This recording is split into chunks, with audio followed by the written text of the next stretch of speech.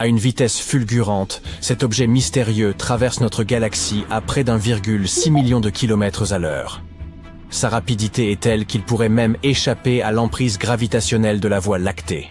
Tandis que les scientifiques s'efforcent d'élucider la nature exacte de cette curiosité cosmique, lançons-nous dans l'espace pour mieux en comprendre les mystères. L'objet en question, c'est WIS J1249, évolue actuellement à une distance de 400 années-lumière de la Terre. Observons-le de plus près pour déterminer s'il pourrait être une sonde errante. Cela semble peu probable en raison de sa taille impressionnante. Il est 30 000 fois plus massif que la Terre et représente 8% de la masse du Soleil. Une telle masse le classe dans une catégorie que le Dr Darren Baskill, enseignant en astronomie à l'université du Sussex, décrit comme située entre une étoile et une planète. Les étoiles capables d'atteindre des vitesses aussi phénoménales sont extrêmement rares. Seules 1 ou 2 étoiles sur 1000 dans notre voisinage galactique atteignent une telle rapidité. Si vous deviez un jour en observer une se déplaçant aussi vite que cette énigme cosmique, vous la verriez quitter la Voie lactée en à peine quelques dizaines de millions d'années, un clin d'œil en termes de temps cosmique. Rappelons que de telles étoiles peuvent subsister pendant des dizaines de milliards d'années. Bien que le mystérieux WIS J1249 ne voyage qu'à 0,001% de la vitesse de la lumière, sa vélocité reste suffisamment élevée pour potentiellement échapper à l'attraction gravitationnelle de notre galaxie et filer dans l'espace intergalactique. Pour mieux saisir l'ampleur de sa vitesse, sachez que J1249 dépasse de 2,6 fois celle de la sonde spatiale la plus rapide jamais lancée, la sonde solaire Parker, qui atteignit son pic de vitesse en juin 2024 en orbitant autour du Soleil. J1249 a été découvert par des bénévoles du projet Backyard Worlds, Planète 9 de la NASA. Ces chercheurs analysent les images rapportées par les missions Wide Field Infrared Explorer et NEOWISE, scrutant tous signes dignes d'intérêt. 3 d'entre eux ont repéré un point rapide et diffus traversant les images de WISE. Lorsqu'ils ont compris la nature de leur découverte, ils ont été submergés d'enthousiasme, bien qu'ils aient d'abord pensé que cet objet spatial avait déjà été signalé. Pourtant, à leur grande surprise, ce n'était pas le cas. Actuellement, la majorité des scientifiques estiment que CWIS J1249 pourrait être soit une étoile de faible masse, soit une naine brune. Ce type d'étoile, plus grand qu'une planète, n'a cependant pas la taille nécessaire pour entretenir une fusion nucléaire en son cœur, comme le fait notre Soleil. En d'autres termes, ces astres n'ont pas une masse suffisante pour que leur noyau puisse brûler son carburant stellaire et rayonner. C'est pour cette raison que les naines brunes, souvent qualifiées d'étoiles ratées, sont plus petites et plus froides que le Soleil. Elles présentent même des atmosphères complexes, similaires à celles des planètes, comportant notamment des nuages et des molécules telles que l'eau. Afin de vérifier cette hypothèse, les astronomes ont poursuivi leurs observations à l'aide de télescopes terrestres. Ils ont rapidement détecté une composition chimique inhabituelle pour l'objet, affichant des niveaux de fer et d'autres métaux bien inférieurs à ceux des étoiles ou des naines brunes ordinaires. Cela a conduit la NASA à émettre une hypothèse audacieuse. J1249 pourrait être l'une des étoiles les plus anciennes jamais identifiées dans notre galaxie. Ce bouleversement suscite une question. Pourquoi cette étoile hypothétique se déplace-t-elle aussi rapidement? Les chercheurs envisagent plusieurs scénarios. L'un d'eux suppose qu'il s'agirait des restes d'un système stellaire binaire, dont l'un des membres, une naine blanche, aurait explosé en supernova après avoir absorbé trop de matière issue de J1249. Une autre hypothèse suggère que l'étoile pourrait provenir d'un amas stellaire qui se serait disloqué après avoir rencontré 2 trous noirs. Selon les spécialistes, l'une des manières d'atteindre une telle vélocité est de se diriger vers un objet massif, mais sans l'atteindre, ce qui produit un effet de fronde gravitationnelle. Ce phénomène est exploité pour faire accélérer les sondes spatiales, leur permettant d'explorer le système solaire dans une échelle de temps raisonnable. La vitesse de J1249 pourrait s'expliquer par un mécanisme similaire. L'étoile aurait pu naître dans le noyau surpeuplé de la galaxie, filer vers une autre étoile sans la percuter, et gagner ainsi une vitesse extrême. Laissons désormais les astronomes poursuivre leurs investigations pour confirmer cette hypothèse fascinante. Pendant ce temps, dirigeons-nous vers le système binaire 55 Cancri, situé à 41 années-lumière de la Terre. Ce système héberge une planète étonnante. 55 Cancri, alias Janssen. Cette super-Terre, 8 fois plus massive que notre planète, orbite autour de son étoile en un peu plus de 17 heures, soit une année bien plus courte qu'un jour terrestre.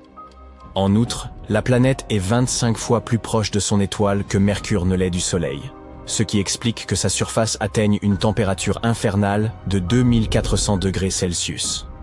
C'est suffisamment chaud pour faire fondre la plupart des métaux connus. En 2010, des chercheurs ont découvert que l'étoile haute de 55 Cancri présentait un rapport carbone-oxygène particulièrement élevé. Si ce même rapport s'appliquait également à la planète, celle-ci pourrait receler d'immenses quantités de carbone, et le plus incroyable, ce carbone pourrait exister sous forme de diamant. Cela ferait de 55 Cancri une véritable planète joyau. Malheureusement, des études ultérieures ont révélé que ce rapport carbone-oxygène était moins extrême qu'on ne l'avait initialement pensé, rendant peu probable l'existence d'un monde incrusté de gemmes. Toutefois, la composition des planètes ne reflète pas toujours exactement celle de leur étoile haute. Si un processus externe avait enrichi la quantité de carbone sur 55 Cancri, elle pourrait tout de même rester la planète la plus précieuse de l'univers. Cela vaudrait certainement le détour. Mais laissons derrière nous cette planète diamant pour nous rendre à Vega, l'une des étoiles les plus brillantes et les plus importantes du ciel nocturne. La luminosité des autres étoiles est évaluée par rapport à celle de Vega, sur une échelle où sa propre magnitude se situe à 0. Une étoile de magnitude 1 est 2,5 fois moins lumineuse que Vega, tandis qu'une étoile de magnitude -1 est 2,5 fois plus brillante. Vega a également été une étoile polaire, bien que ce ne soit plus le cas. Aujourd'hui, l'axe de la Terre pointe vers Polaris, l'étoile du Nord. Cependant, l'inclinaison axiale de la Terre dessine un cercle sur une période d'environ 26 000 ans, et Vega redeviendra l'étoile polaire d'ici environ 12 000 ans. Patience. Ce qui distingue véritablement Vega des autres étoiles, c'est qu'elle n'a pas une forme sphérique parfaite. Contrairement au Soleil, qui tourne lentement et est pratiquement sphérique, Vega effectue une rotation complète en seulement 12 heures et demie. Cette rotation rapide provoque un renflement équatorial, lui donnant une apparence ovoïde.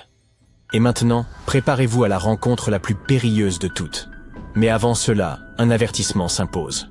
Bien que l'espace soit d'une immensité inconcevable, il est extrêmement peu densément peuplé. La densité moyenne de l'univers équivaut à 6 protons dans un volume d'1 mètre cube. Certaines régions, appelées vides ou supervides, contiennent encore moins de matière. Ces zones sont colossales. Elles peuvent s'étendre sur 30 à 300 millions d'années-lumière, et presque rien ne s'y trouve. On trouve également dans l'univers des endroits où le temps et l'espace se déforment de façon à défier toute compréhension humaine, comme les systèmes de trous noirs binaires, où 2 trous noirs massifs gravitent autour l'un de l'autre avant de finir par fusionner. À mesure qu'ils se rapprochent en spirale, ils émettent de puissantes ondes gravitationnelles qui se propagent à travers l'espace-temps. La première détection de ces ondes a été réalisée en 2015 par le Laser Interferometer Gravitational Wave Observatory, LIGO, lorsqu'il a enregistré la collision finale d'une paire de trous noirs. Durant les 20 millisecondes précédant la fusion, ces trous noirs ont libéré plus d'énergie gravitationnelle que la totalité de l'énergie émise par toutes les étoiles de l'univers observables pendant la même période. Mais l'univers a bien plus à offrir. En explorant davantage, vous pourriez tomber sur des exoplanètes comme Coro T7b, où des nuages de roches se forment et déversent des pluies de pierres, ou KILT 9b, la planète la plus chaude connue, avec des températures de surface atteignant les 4300 degrés Celsius, ou encore Trait 2b, la planète la plus sombre jamais découverte. Elle absorbe plus de 99% de la lumière qu'elle reçoit, la rendant plus noire que le charbon. Ainsi, à l'échelle vaste et presque insondable du cosmos, des objets rapides et mystérieux, des planètes étranges et des vides immenses nous rappellent combien il reste encore à découvrir de l'univers. Imaginez un objet d'une puissance telle qu'il pourrait désintégrer tous les atomes de votre corps en une fraction de seconde. Cette chose file à travers l'espace sans bruit, ni morte, ni vivante, mais quelque part entre les deux. Si ce monstre terrifiant se dirigeait vers la Terre, nous serions condamnés. Alors, qu'en est-il? les astronomes ont découvert un objet spatial rapide et puissant qui traverse notre galaxie, la Voie lactée, à plus de 167 000 km/h. C'est bien plus rapide que la fusée la plus rapide jamais construite. Cet objet spatial étrange a reçu le nom d'étoile zombie. La raison, c'est qu'il s'agit du résidu d'une étoile morte il y a très longtemps, mais qui bouge pourtant encore. Cette étoile zombie fait partie de la catégorie des magnétars. Une boule minuscule et super lourde. Elle fait la taille d'une ville, mais est plus lourde que le Soleil. Cela en fait l'un des objets les plus denses de l'espace. Seuls les trous noirs le sont davantage. N'oublions pas de parler de moi. Les magnétars ont également un champ magnétique incroyablement puissant. Celui de notre zombie est 100 billions de fois plus puissant que celui de la Terre. Tellement puissant même que si ce magnétar s'approchait de la Terre, il effacerait d'un seul coup toutes les cartes de crédit de la planète. Fini les petites emplettes. En outre, si une personne s'approchait trop près d'un magnétar, à environ 965 km plus ou moins, ses atomes en seraient aussitôt désintégrés. Et fini, là encore, les petites emplettes. Heureusement, ce magnétar est très loin de nous et n'est pas près de s'approcher. Lorsqu'il a été découvert pour la première fois, il se trouvait à environ 15 000 années-lumière de la Terre. C'est une distance énorme. Vous n'avez donc pas à vous inquiéter de voir vos atomes partir en feu d'artifice pour le moment. Les astronomes ont repéré ce magnétar zombie pour la première fois en 2008. Et comme seulement une trentaine de magnétars sont connus dans notre galaxie, c'était un vrai coup de chance. Les scientifiques ont utilisé des télescopes spatiaux comme Hubble et Gaia pour l'observer. Et ils ont découvert qu'il se déplaçait beaucoup plus rapidement qu'ils ne le pensaient.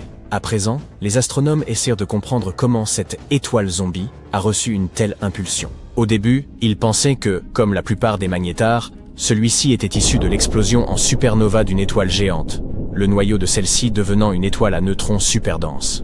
Selon leur théorie, cela aurait pu se produire près d'un objet qui porte le nom de rémanent de supernova HB9. C'est tout à fait plausible, car la plupart des magnétars sont créés de cette manière. Mais en suivant son mouvement, ils ont aussi découvert que notre étoile zombie se déplaçait trop rapidement et allait dans la mauvaise direction pour provenir de HB9.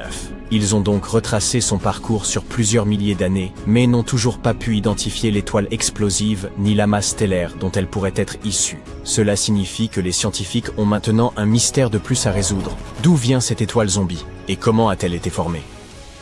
Selon l'une de leurs hypothèses, elle proviendrait en réalité d'une naine blanche, le noyau restant d'une étoile de la taille de notre Soleil après l'épuisement de tout son carburant. Normalement, lorsque les naines blanches explosent, elles sont complètement détruites. Mais dans de rares cas, au lieu de se désintégrer, la naine blanche s'effondre sur elle-même et se transforme en étoile à neutrons. Cette étoile à neutrons peut alors devenir un magnétar.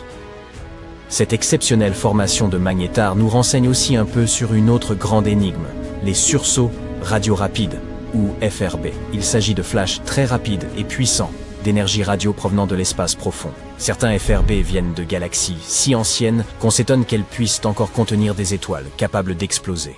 Mais si les magnétars peuvent naître de l'effondrement de naines blanches, cela pourrait expliquer comment ces FRB continuent de survenir. Quoi qu'il en soit, comprendre comment se forment les magnétars pourrait nous permettre d'expliquer de nombreux événements étranges et puissants que nous observons dans l'univers. Cependant, l'enquête se poursuit et aucune réponse n'a encore été trouvée. Les étoiles zombies qui errent à travers l'univers ne sont pas le seul mystère qu'il nous reste à résoudre. En voyageant à travers le cosmos, vous pourriez tomber sur un étrange objet qui ne ressemble à rien. À une distance de 700 millions d'années-lumière de la Terre, il y a un trou, un vide contenant un tout petit nombre de galaxies. Cette région est à peu près sphérique et fait environ 330 millions d'années-lumière de diamètre. Elle pourrait contenir notre galaxie, la Voie lactée. Des milliers et des milliers de fois, c'est le mystérieux vide du Bouvier, ou grand vide. Vous voyez, les galaxies sont comme des toiles géantes.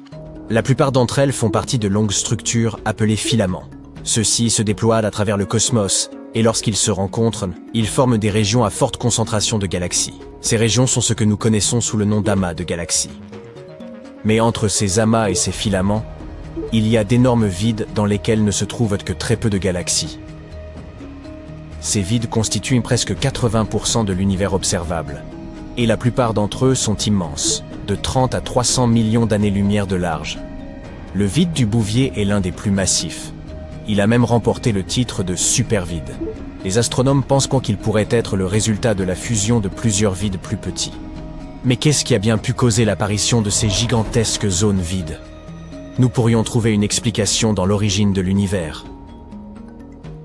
Dans ces premiers jours, je n'étais pas encore né, moi. Toute la matière de l'univers était rassemblée de manière assez compacte. Les astronomes pensent même que nous avions là une espèce de soupe uniforme. Mais bientôt, des fluctuations quantiques aléatoires ont commencé à distribuer toute cette matière. Certaines zones sont devenues plus denses et leur attraction gravitationnelle est devenue plus forte. Elles ont commencé à voler de la matière aux régions moins denses. Résultat, elles sont devenues encore plus denses et elles ont attiré de plus en plus de matière. Parallèlement, de petits amas se sont mis à s'éloigner du centre, formant des galaxies. Si vous pouviez visiter l'amas stellaire qui porte le nom de Palomar 5, vous oublieriez à peu près tout des vides, des super-vides, et même des étoiles zombies. Au lieu de cela, il vous faudrait vous concentrer sur votre survie, car la région cache, en son sein, un essaim de plus de 100 trous noirs. Et ces trous noirs ne sont pas simplement là à ne rien faire. Ils travaillent, façonnant l'amas en permanence. Palomar 5 est un groupe d'étoiles situé à environ 80 000 années-lumière de la Terre. Normalement, des amas comme celui-ci sont plutôt denses, avec des étoiles toutes serrées les unes contre les autres. Mais Palomar 5 est différent. Il est étendu et possède une énorme queue d'étoiles qui s'étire sur 30 000 années-lumière. Cette magnifique queue porte le nom de courant stellaire. C'est comme si les étoiles ruisselaient de l'amas, créant une longue rivière de lumière. Les courants stellaires comme celui-ci sont rares et difficiles à étudier. Les amas globulaires comme celui-ci sont extrêmement vieux. Certains sont presque aussi anciens que l'univers lui-même. Mais Palomar 5 se distingue également par le fait qu'il est le seul amas à posséder encore un courant stellaire, du moins à notre connaissance. Et ce sont les trous noirs présents au sein de l'amas qui pourraient être responsables de cela. Ils exercent en effet une attraction sur les étoiles, perturbant leurs orbites et les projetant vers l'extérieur, ou devrais-je dire les propulsant, je ne sais pas. Quoi qu'il en soit, ces étoiles composent le courant stellaire. Au fil du temps, de plus en plus d'étoiles sont expulsées. Palomar 5 a bien plus de trous noirs que prévu. Environ 20% de la masse de cet amas est constituée de trous noirs. Il y en a plus de 100, chacun ayant environ 20 fois la masse de notre Soleil. Bien sûr, Palomar 5 ne durera pas éternellement. Dans environ 1 milliard d'années, il se désintégrera complètement. À ce moment-là, toutes ces étoiles auront disparu, ne laissant derrière elles que les trous noirs. Ceux-ci orbiteront autour de la Voie lactée, tel un vestige fantomatique. Bien que cet amas soit relativement effrayant, il existe quelque chose d'encore plus inquiétant dans l'espace observable. Les épais nuages de gaz et de poussière appelés nébuleuses. L'une des plus étranges est probablement NGC 2392, située à 5000 années-lumière de la Terre dans la constellation des Gémeaux. Elle a été découverte il y a plus de 200 ans et est devenue célèbre en raison de sa curieuse apparence. C'est essentiellement un disque de matière avec un anneau d'objets en forme de comète. Les queues de ces objets s'éloignent de l'étoile située au centre de la nébuleuse. Les bandes oranges dans la partie externe du nuage s'étendent sur des années-lumière dans toutes les directions. Le centre ressemble à une pelote de ficelle, mais en réalité, c'est une bulle de matière projetée dans l'espace par le vent de matière produit par l'étoile centrale. Incroyable. La Terre, figée par le froid et livrée à la solitude, dérive dans l'immensité du vide. Jupiter, seul vestige d'un système détruit, continue de graviter autour du Soleil. Ce n'est pas le scénario d'un film catastrophe, mais l'hypothèse sérieuse d'une simulation récente. Cette fois, la menace ne provient ni d'un Soleil agonisant, ni d'un gigantesque astéroïde frappant les planètes à la manière d'une boule de bowling. Elle s'insinue, discrète, et peut-être déjà à l'œuvre. Une étude récente s'est penchée sur les effets qu'un passage stellaire rapproché pourrait engendrer. Une telle rencontre risquerait de projeter les planètes dans l'espace, de bouleverser leur trajectoire ou d'altérer leur climat. Mais que sont exactement ces étoiles errantes? Et ce scénario est-il réellement envisageable? Ces astres de passage sont des étoiles ordinaires, telles que notre Soleil, en mouvement constant dans la Voie lactée. L'espace étant en perpétuel mouvement, il arrive qu'elles croisent d'autres systèmes. En général, cela reste sans conséquence. Toutefois, si l'une d'elles venait à s'approcher de trop près, son influence gravitationnelle pourrait perturber les planètes les plus éloignées, comme Neptune, et engendrer une lente cascade de déséquilibre dans l'ensemble du système. Ces rapprochements, bien que rares, intéressent les chercheurs car leurs répercussions, à l'échelle de millions d'années, peuvent être majeures. Ils offrent des clés pour comprendre l'évolution des orbites planétaires et les bouleversements passés de notre propre planète. Une hypothèse avance qu'il y a 56 millions d'années, un passage stellaire aurait provoqué un bouleversement climatique majeur, faisant grimper la température terrestre de près de 8 degrés en quelques centaines de milliers d'années. Cette élévation aurait profondément remodelé la biosphère. Certaines espèces se seraient adaptées, d'autres auraient disparu. Bien qu'aucune preuve définitive n'atteste d'un tel événement, les scientifiques s'accordent à penser qu'un passage similaire, en altérant subtilement l'orbite terrestre, pourrait à long terme dérégler l'orbite de la planète. Tel est le passé, mais qu'en est-il de l'avenir? Nous savons d'ores et déjà que le système solaire devrait croiser de près une étoile nommée Gliese 710 d'ici environ 1,3 million d'années. Elle se dirige vers nous et devrait frôler le Soleil à une distance d'environ 1500 milliards de kilomètres. Elle ne s'approchera pas assez pour perturber les orbites planétaires, mais pourrait bien éjecter quelques comètes glacées depuis le nuage de Oort, tel un enfant distrait lançant une boule de neige sans visée. L'une d'elles pourrait atteindre sa cible, mais cela reste peu probable. Dans une étude récente, cependant, les chercheurs ont envisagé un scénario encore plus extrême. Que se passerait-il si une étoile passait bien plus près, à seulement 15 milliards de kilomètres du Soleil? Cela représente une distance 100 fois supérieure à celle qui nous sépare de notre astre. Pour nous, cela paraît incroyablement lointain, mais à l'échelle cosmique, c'est presque un contact rapproché. Ils ont donc effectué des milliers de simulations à long terme, s'étendant jusqu'à 5 milliards d'années dans l'avenir du système solaire. Les résultats montrent qu'il n'en faut guère plus. Une seule rencontre rapprochée suffirait à perturber les planètes les plus éloignées, comme Neptune, déclenchant une lente réaction en chaîne se propageant vers l'intérieur. Avec le temps, cette simple poussée gravitationnelle peut entraîner un chaos généralisé, un véritable effet papillon d'ampleur cosmique. La bonne nouvelle, c'est que même dans les pires configurations, 95%, les simulations aboutissent à un scénario stable, où les planètes conservent leur place. Mais dans les 5% restants, le chaos s'installe. Parmi les victimes les plus fréquentes figure Mercure. Dans près de la moitié de ces scénarios instables, cette petite planète se retrouve engagée sur une trajectoire funeste, la conduisant droit dans le Soleil. Plus petite que toutes les autres et située au plus près de notre étoile, Mercure est particulièrement vulnérable aux perturbations gravitationnelles, qu'elles proviennent des géantes gazeuses ou d'une onde de déstabilisation causée par le proche passage d'une étoile. Lorsque Mercure s'enfonce en spirale vers le Soleil, on pourrait penser que l'ensemble du système s'effondre. Pourtant, il arrive que les autres planètes résistent au déséquilibre et parviennent à retrouver une forme de stabilité, comme un orchestre poursuivant son concert malgré la chute d'un violoniste. Étrangement, l'orbite de Mercure est déjà la plus instable du système solaire, à la fois très allongée et fortement inclinée, et certaines recherches envisagent déjà sa disparition dans le Soleil, comme une inéluctable issue à long terme. Vénus semble bénéficier d'un sursis légèrement plus favorable dans ces scénarios chaotiques. Elle est moins fréquemment expulsée ou engloutie par le Soleil que Mercure, mais reste loin d'être à l'abri. Le plus souvent, le désordre survient lorsque Mercure devient instable, perturbant l'orbite de Vénus, et la déviant peu à peu vers une trajectoire de collision avec la Terre ou Mars. Même en l'absence d'interférence des étoiles de champ, certaines simulations à long terme révèlent une infime, mais réelle, possibilité que Vénus entre un jour en collision avec la Terre, sous l'effet indirect de l'influence de Jupiter sur Mercure. Une telle rencontre entre Vénus et notre planète entraînerait leur destruction totale. Mars pourrait connaître un destin comparable. Selon les projections, dans environ 0,3% des cas, elle est soit précipitée hors du système solaire, soit propulsée contre une autre planète. Sa masse modeste et sa gravité relativement faible la rendent plus vulnérable aux perturbations. Fait notable, dans plusieurs de ces scénarios où Mars est perdu, la Terre parvient néanmoins à conserver sa place.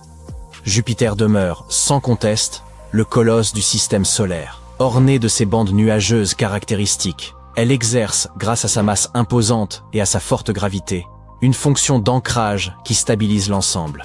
Parmi les 12 000 simulations effectuées, 392 aboutissent à un résultat extrême. Toutes les planètes sont éjectées, sauf une, Jupiter, seule survivante. Son influence régulatrice empêche souvent les planètes plus petites de dériver, et dans certains cas, elle contribue même à la réorganisation du système après une perturbation. Saturne, bien que moins imposante, apparaît comme l'alliée constante de Jupiter. Mais les projections révèlent que lorsqu'elle change soudainement d'orbite, elle peut engendrer des ondes gravitationnelles, appelées résonances séculaires, qui se propagent jusque dans le système solaire interne, altérant ainsi les trajectoires d'astres comme la Terre ou Mars. Uranus et Neptune sont les plus exposées. Reléguées aux confins du système solaire, elles sont les premières à être éjectées dans de nombreuses simulations. Cette perte déclenche des perturbations gravitationnelles qui se propagent vers l'intérieur, troublant les autres planètes sur des millions d'années. Un simple décalage de 0,1% dans l'orbite de Neptune suffit à compromettre la cohérence du système. L'équilibre des forces gravitationnelles serait altéré, contraignant Jupiter et Saturne à réajuster leur position, ce qui répercuterait l'instabilité jusque dans les régions internes, menaçant l'harmonie de l'ensemble. Cela nous conduit à une question cruciale. Qu'en est-il de notre propre planète? Dans la grande majorité des modèles simulés, la Terre demeure intacte. Toutefois, environ 0,2% des scénarios se concluent par une collision avec Vénus ou une chute dans le Soleil. Parmi les 12 000 simulations réalisées, seules 23 voient la Terre subsister seule en orbite. Mais ce résultat ne tient que si l'on nommait la Lune. En l'incluant, la prévisibilité du système s'effondre. Notre satellite pourrait s'écraser sur la Terre, être capturé par une étoile errante ou perturber lentement notre trajectoire au fil de millions d'années. Il convient de rappeler que ce tableau correspond à une hypothèse extrême. Les probabilités restent infimes, mais elles ne sont pas nulles. Cela étant posé, envisageons cette éventualité. Que se passerait-il si la Terre était projetée hors du système solaire? Notre planète deviendrait ce que les astrophysiciens nomment une planète errante, livrée à l'espace interstellaire une fois privée de l'ancrage solaire. Sa surface gèlerait vite, avec des températures plusieurs centaines de degrés en dessous de zéro. Mais contre toute attente, la vie ne serait pas totalement éradiquée. Le noyau terrestre conserverait sa chaleur pendant des milliards d'années, entretenu par la désintégration radioactive et la chaleur résiduelle de sa formation. Cette énergie suffirait à maintenir des zones souterraines tempérées, comme c'est sans doute le cas sur des lunes glacées, telles qu'Europe ou Encelade. La vie pourrait subsister dans des cavernes profondes ou des océans enfouis. Ce ne serait plus un monde foisonnant. Mais il ne serait pas non plus tout à fait désert, du moins pendant un temps. Un globe froid, silencieux, isolé, vestige d'un monde jadis animé, et peut-être, quelque part dans l'immensité, une autre civilisation lèvera les yeux, distinguera une lueur bleutée dérivant dans le vide, et, intriguée, se mettra à simuler ce qui pourrait advenir si cette planète venait à frôler son propre soleil, disons à seulement 15 milliards de kilomètres, par exemple. Un visiteur mystérieux vient d'entrer dans notre système solaire et le traverse à la vitesse vertigineuse de 244 600 km/h. C'est plus rapide que tout ce que nous voyons habituellement, et il ne ralentit pas. À quelle vitesse atteindra-t-il la Terre? Et est-ce que ça veut dire que notre monde est condamné? Examinons tout ça. Ce voyageur de l'espace a été détecté pour la première fois par les télescopes qui surveillent constamment notre ciel nocturne et qui portent le nom d'Atlas. Ce système a des yeux à Hawaï, au Chili et en Afrique du Sud. Ils ont repéré cet objet bizarre le 1er juillet, et il se dirige directement vers le Soleil à une vitesse incroyable. Ce qui est encore plus étrange, c'est qu'il vole en ligne droite, ce qui est, pour le dire simplement, très inhabituel. Au début, les scientifiques se sont dit « Tiens, cette chose ne vient pas d'ici ». C'est-à-dire qu'il s'agissait d'un objet interstellaire, un visiteur venant d'une région éloignée de notre système solaire, et qui passe suffisamment vite pour ne pas être capturé par l'attraction du Soleil. Et puis la NASA est intervenue et a donné un nom à cet objet, 3I Atlas. Il s'avère qu'il s'agit très probablement d'une comète, une grosse boule de neige sale qui parcourt l'espace. Impossible de la voir à l'œil nu ou avec un télescope ordinaire, mais heureusement, nous disposons de la diffusion en direct et gratuite des images d'un puissant télescope italien. Vous pouvez donc observer ce mystérieux voyageur filer comme un bolide. Nous n'avons détecté que 2 autres visiteurs interstellaires par le passé. L'un appelé Borisov en 2019 et l'autre en 2017. Vous avez peut-être entendu parler de Oumuamua. Certains pensaient que Oumuamua était un vaisseau spatial issu d'une civilisation extraterrestre. Mais non, c'est juste un étrange rocher. Les scientifiques pensent qu'il y a beaucoup plus de ces visiteurs cosmiques dans le coin, et qu'ils se faufilent, sans qu'on les aperçoive. Celui que l'on vient de découvrir prouve cette théorie. Mais comment l'a-t-on repéré exactement? Cela s'est produit le 1er juillet 2025, au Chili. Au moment de son apparition, il était environ 4,5 fois plus éloigné du Soleil que la Terre, et il se déplaçait très vite. Contrairement aux planètes et autres objets spatiaux ordinaires qui orbitent autour du Soleil en de belles boucles régulières, cette comète se trouve sur une trajectoire hyperbolique, ce qui veut dire qu'elle ne fait que passer. Son orbite est extrêmement étirée. Si cette comète est si difficile à évaluer, c'est parce qu'elle est enveloppée d'un brillant nuage de poussière, ce qui rend difficile de déterminer la taille réelle de son noyau solide. Les scientifiques estiment qu'elle mesure entre 0,8 et 24 km de large. Elle se rapprochera au plus près du Soleil, un point qu'on appelle le périhélie, le 29 octobre 2025, à un peu plus de 1,3 fois la distance entre la Terre et le Soleil. L'une des choses les plus fascinantes à propos de cette comète est qu'elle provient probablement du disque épais, une vieille zone de notre galaxie remplie d'étoiles anciennes.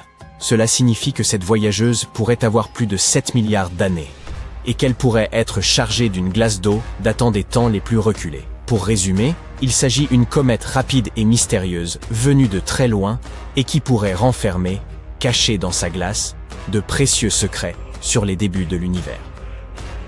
Quoi qu'il en soit, lorsque les scientifiques ont remarqué cette comète, ils se sont d'abord gratté la tête. S'agissait-il d'un autre astéroïde ou de quelque chose de plus inhabituel? La trajectoire qu'elle suivait leur paraissait si folle qu'ils se sont dit qu'elle était en train de se rapprocher de la Terre. Elle a donc été ajoutée à la liste des objets à surveiller de près. Mais à mesure que davantage de spécialistes l'examinaient, il est devenu clair que ce n'était pas une roche spatiale ordinaire. Cette visiteuse était sur une trajectoire ultra rapide, et pas seulement autour du Soleil, elle venait de l'extérieur de notre système solaire. Plus tard, il s'est avéré que cette comète, officiellement détectée le 1er juillet, avait en fait déjà été repérée sur des photos antérieures, en mai et en juin. Mais personne ne savait ce que c'était, car elle se cachait dans la région dense et étoilée située près du centre de notre galaxie. C'était donc un peu comme de chercher une luciole dans un feu d'artifice. Au début, certains astronomes pensaient qu'il s'agissait peut-être simplement d'un astéroïde, parce que l'objet ne semblait pas posséder cette lueur floue habituelle, ni cette queue typique des comètes. Mais le 2 juillet, de puissants télescopes au Chili, en Arizona et à Hawaï ont enfin réussi à voir une faible queue, ainsi qu'un petit nuage de poussière, les signes classiques d'une comète. Et une fois confirmé cela, la comète a reçu son nom officiel, 3A, Atlas. De nombreux télescopes ont participé à l'obtention d'une meilleure image. L'un d'eux a même repéré une queue longue de 24 144 km. C'est plus long que la distance de New York à Los Angeles. D'autres ont remarqué que la poussière autour de la comète avait une teinte rougeâtre, tout comme la dernière comète interstellaire enregistrée. Les scientifiques ont même essayé de déterminer si la comète tournait, mais ils n'en ont pas eu la confirmation, car le nuage de poussière cachait son noyau. Le télescope spatial Hubble observera tout cela plus tard en juillet, et les scientifiques du monde entier auront alors accès à ces données, afin que tout le monde puisse en apprendre autant que possible sur ce visiteur cosmique. Ainsi, la comète va s'approcher au plus près du Soleil vers le 30 octobre, atteignant environ 1,5 fois la distance Terre-Soleil. Juste avant ça, elle passera relativement près de Mars, environ 0,4 fois cette distance Terre-Soleil. Ainsi, Mars sentira comme un souffle passé. Mais ne vous inquiétez pas, la comète ne s'approchera pas suffisamment de notre planète pour nous causer des ennuis. En fait, lorsque 3I Atlas s'approchera du Soleil, la Terre se trouvera de l'autre côté de celui-ci. Cela signifie que la comète ne s'approchera pas du tout de nos contrées. Son passage le plus proche de la Terre aura lieu plus tard, en décembre, alors qu'elle sera déjà en train de s'éloigner du système solaire. La NASA indique qu'elle ne s'approchera pas à moins de 1,6 fois la distance entre la Terre et le Soleil. Vous n'avez donc aucun souci à vous faire. Les scientifiques s'intéressent de près à l'origine exacte de 3I Atlas. Une étude récente indique qu'elle proviendrait d'une zone de notre galaxie qu'on appelle le disque épais. C'est là que résident la plupart des étoiles de la Voie lactée. Cependant, ils ne savent toujours pas quelle étoile a envoyé cette comète dans notre direction. L'un des chercheurs dit qu'elle pourrait provenir de plusieurs étoiles différentes, pas seulement des étoiles les plus proches. Cela s'explique par le fait que cette comète est probablement très ancienne. Elle pourrait avoir dérivé dans l'espace pendant des milliards d'années avant de finalement décider de passer nous voir. Les scientifiques pensent qu'elle est entrée dans l'orbite de Neptune en 2023 et qu'elle passera à nouveau près de cette planète en repartant en 2028. En fonction de la manière dont on définit la limite du système solaire, il pourrait falloir des décennies pour que cette visiteuse quitte complètement notre voisinage. Maintenant, pourrait-il être possible que 3i Atlas soit un vaisseau spatial envoyé par une autre civilisation? La réponse est presque certainement non. En 2017, lorsque le premier visiteur interstellaire, Oumuamua, est apparu, certaines personnes se sont dit qu'il s'agissait d'une sonde spatiale déguisée. Cette idée avait pour origine des irrégularités, notamment dans la façon dont il se déplaçait. Quelque chose n'allait pas. Mais 3i Atlas se comporte comme une comète tout à fait normale, aucun mouvement étrange, aucune surprise jusqu'à présent.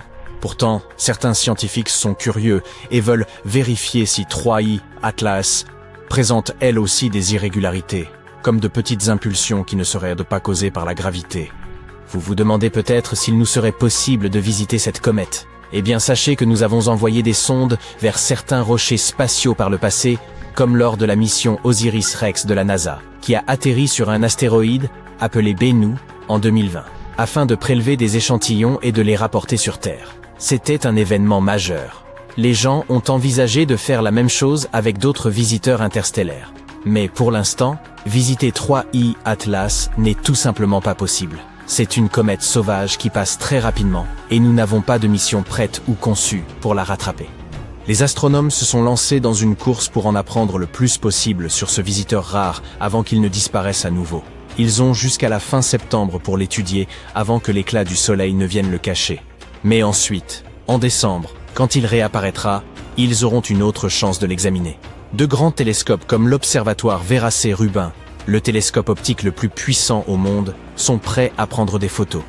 Il est même question d'utiliser le télescope spatial James Webb et peut-être même les rovers de la NASA sur Mars pour tenter de l'observer tandis qu'il se dirige vers... Nous les avons enfin trouvés. Allons capturer leur planète.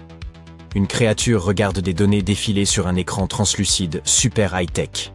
Leur station spatiale se trouve à des années-lumière de la Terre. Ils attendaient ce signal depuis très longtemps. Ils sautent dans leur vaisseau, direction la planète Terre.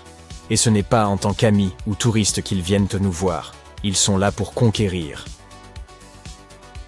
Ne vous inquiétez pas, c'est juste un scénario hypothétique. Mais l'humanité a bien envoyé un message dans l'espace en 1974. Ils l'ont dirigé vers un amas d'étoiles situé à 25 000 années-lumière. Si le message atteint un jour quelqu'un, ils sauront qui nous sommes, de quoi nous sommes faits, et, le plus inquiétant de tout, exactement où nous vivons. Pourquoi diable envoyer une telle information?